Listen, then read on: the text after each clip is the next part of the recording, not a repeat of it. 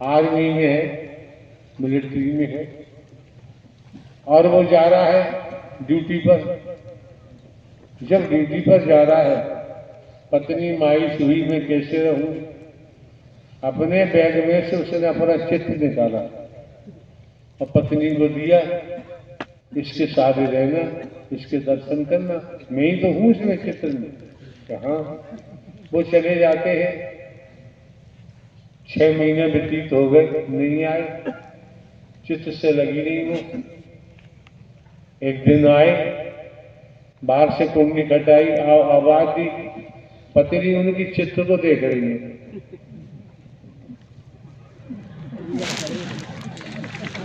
अरे आप लोग करते होंगे। वो आवाज दे रहे, जो भी नाम रहा हो। उन्होंने नाम लिया, भाई मैं हूं मैं हूं मैं हूं फला फला। तब जाके अंदर से कुंडी खुली। क्या कर रही थी तुम? मैं तुम्हारा चित्र देख रही थी। तो पति ने क्या कहा, जब चित्र वाला जिंदा सामने खड़ा तो चित्र देखने की क्या जरूरत है।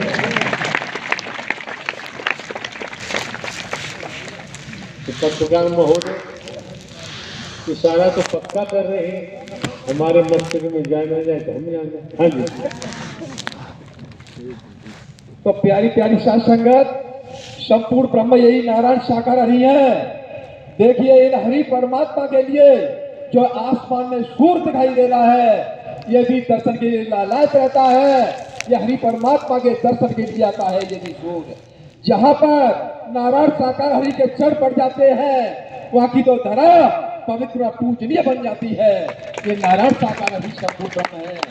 यहाँ पर किसी प्रकार का कोई भी ढोंग पाखंड आडंबर कोई चढ़ावा फूल माला प्रसाद का नहीं है। नारायण साकार हरि जब से इस भूलों पर आए हैं, नारायण साकार हरि का प्रकट हुआ है। नारायण साकार हरि के जब से दर्शन हुए हैं, हकीकत बता रहे हैं, असली जन्म तो हमारा तभी हुआ है। ये नारायण साकार हरि संपूर्ण ब्रह्म है। और जब से नारायण साकार हरि इस भूलों पर है, ढोंग पाखंड आडंबर करने वाले या तो जेलों के अंदर हैं या फिर वो मर चुके हैं। ये नारायण साकार हरि का ही पूरा प्रकोप है। जब नारायण साकार हरि स्वयं भूलों पर है तो किसी का ढोंग पाखंड आडंबर काम करने वाला नहीं है। हम दावे के साथ कहते हैं यही नारायण साकार हरि है। संपूर्ण ब्रह्म यही है, संपूर्ण ब्रह्मांड के कुल मालिक यही है, संपूर्ण सृष्टि के रचयिता यही है। नारायण साकार हरि, इनके अलावा कोई नहीं है।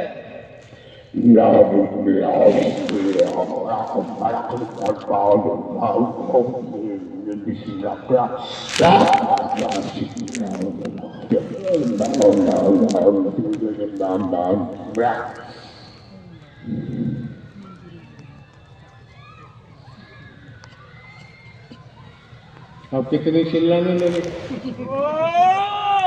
तो क्यों चीख रहे हैं? क्यों कहा? शब्दों के महत्व को समझो। जिसने अंग्रेजी भाषा पढ़ी है वो अंग्रेजी भाषा को पढ़ भी सकता है, लिख भी सकता है। जिसने अंग्रेजी भाषा को पढ़ा नहीं, न वो लिख सकता है न ही पढ़ सकता है। जो आपने सुना, जब तक तन में प्राण है यही भाषा चलती रहेगी, लेकिन कोई समझ नहीं सकता।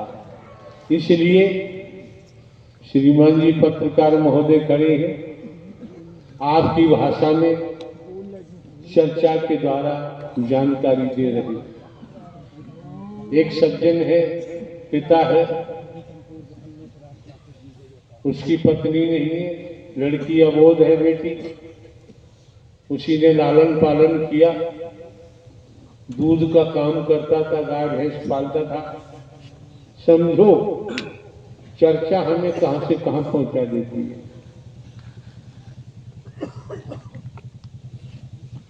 होता यूं है, उस लड़की को उसके पिता ने चूल्हे में कंडा लगा दिए जला दिए और लड़की को सिखा दिया, इतना पानी बाल्टी में डालो, जैसे बाल्टी गर्म हो वैसे ला के हमें दे दो। वो भैंस के नीचे दूध निकालने के लिए बैठता था, उसी गुनगुने पानी में दूध निकालता था। आप समझ सकते हैं, थोड़ा पानी भी और झाग भी बढ़ जाते हैं गर्मी से। तो लेने वाला कोई एक है दूध, या वो दूध खरीदने वाला 1 किलो दूध, 1 लीटर दूध लेता है, किलो की बात क्षमा करें, 1 लीटर दूध लेता है। आज के वक्त में लीटर का प्रचलन है, किलो का, किलो से नहीं नापा जाता। तो हुआ यूं,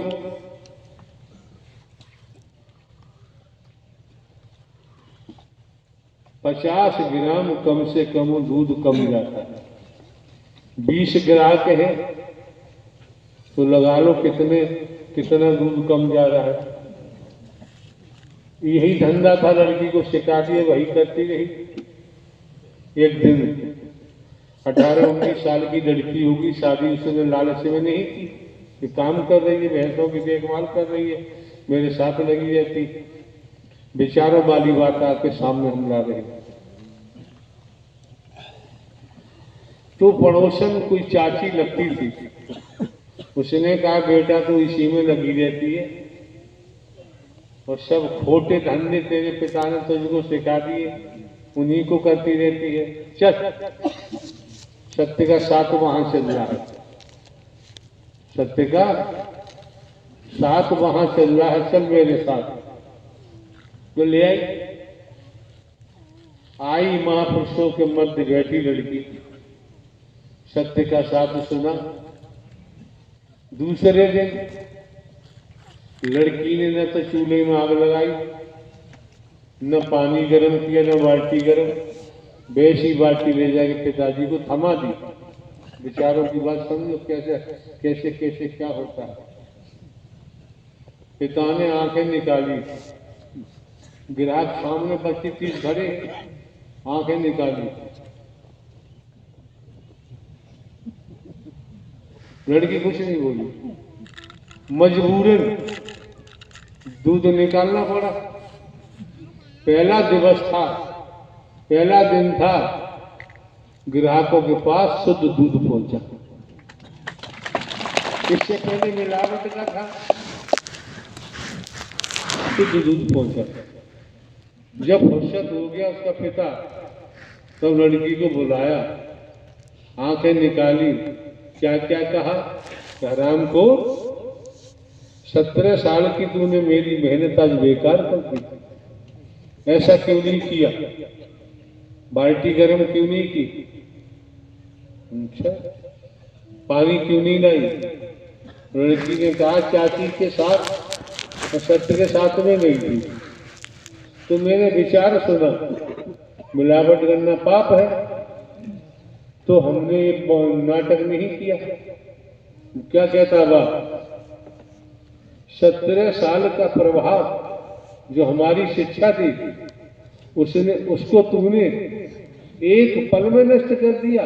और क्या कहा, वहां भट्टा भाड़, उसने सत्य के साथ को भट्टा भाड़ बताया, भट्टा भाड़ के यहां जाके और एक पल में बदल गई। अब मैं तेरी शादी लंगड़े से करूंगा, काने से करूंगा, होश में रहो। उसने कहा तेरी शादी में लंगड़े से करूंगा, काने से करूंगा, काले कलूटे से करूंगा, तूने मुझे धोखा दे दिया। वहां से राज्य का राजकुमार निकल रहा था घोड़े पर बैठकर, वो सुन रहा था। राजकुमार अपने राजमहल में पहुंचा, सुबह को दरबार लगा, मंत्री जी से कहा ऐसे से फला जगह से फला आदमी को बुला के लाओ, बुला के लाओ। अब आप जानते, अमला गया और उससे कहा चल भाई, क्यों, कि राजा ने बुलाया, राजकुमार ने बुलाया है, जाना पड़ेगा।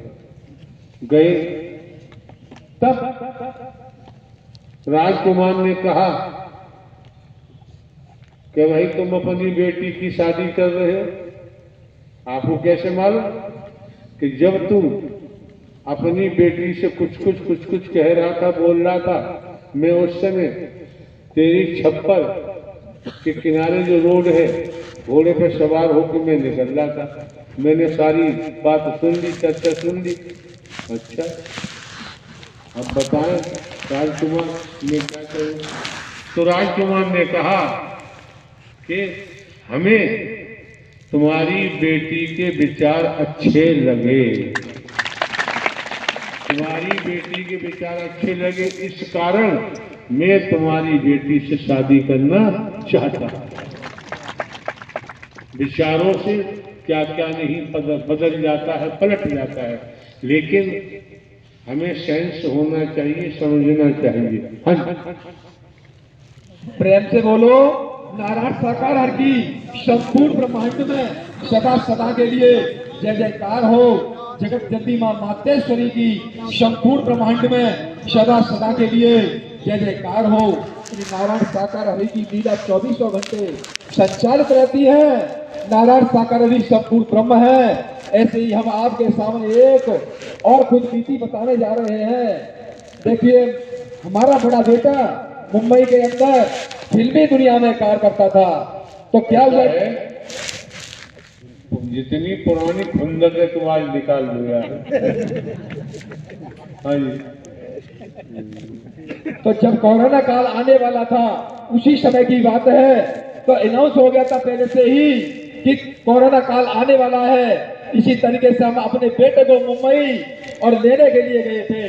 तो जब हमने आगरा से ट्रेन पकड़ी थी और जब मुंबई पहुंची ट्रेन, तो सुबह का समय हुआ होगा, 4-5-6 बजे का होगा, और रेलवे ट्रैक यहाँ था, उसके किनारे पर एक बहुत बड़ा विशाल पंडाल लगा हुआ था किलोमीटर के हिसाब से।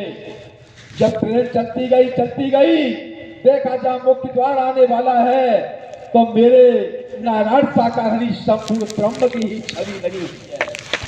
और इन हरि परमात्मा की छवि को देख करके बड़ा मन गदगद हो गया, और हमारे मन में भाव आया कि ये ट्रेन यहाँ पर किसी तरीके से रुक जाए। देख लो, हरि परमात्मा अंतर मन की जान लेते हैं, और ट्रेन वहां पर जैसे धीरे होती है। बेटे के पास हम जा रहे थे, लेकिन बीच में ही ट्रेन से उतर करके जब गए और मुख्य द्वार से वहां से हमने प्रवेश किया, उसके सारे होकर के आ रहे थे, जहां पर सेवादार भाई लगे हुए थे। उनसे भी हमने पूछा, मैंने कहा भैया ये बताइए यहाँ पर सत्य के साथ का आयोजन कब से चल रहा है? तो भैया जी बोले, आप आगे बढ़ो और अपना स्थान ग्रहण करिए। फिर आगे बहनें मिल जाती हैं, उन बहनों से भी हमने कहा कि मैंने कहा बहन जी यहाँ पर सत्य के साथ का आयोजन कब से चल रहा है? बहनें कहने लगी, भैया अपना स्थान ग्रहण करिए।